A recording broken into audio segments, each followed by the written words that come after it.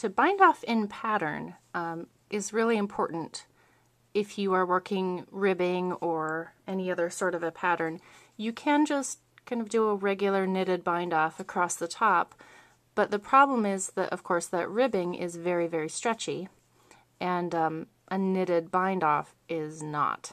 And so what you'll want to do is bind off in pattern. Binding off in pattern is fairly easy.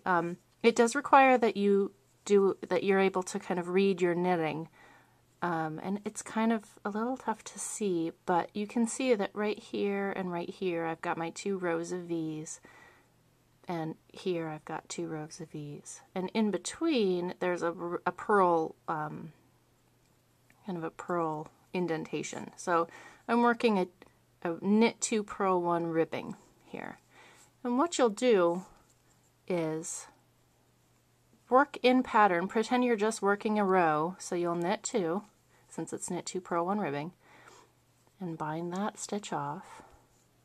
And then your next stitch is going to be a purl bump, so you'll purl the next stitch and bind that off. Your next stitch is a knit stitch, so you'll knit 1, bind off, another knit stitch, knit 1, bind off, and then you come to another purl stitch. So basically you're just going to continue working in the exact same pattern that you've been knitting, and bind off as you go.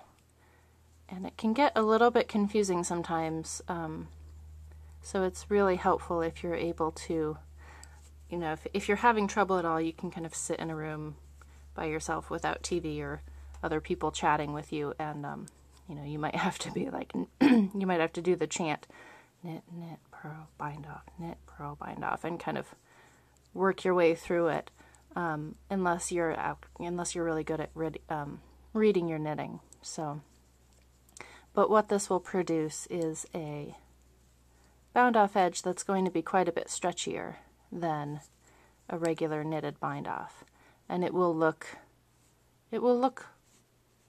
basically like a regular bound off edge, but it's going to be stretchy like your ribbing is. So that is binding off in pattern.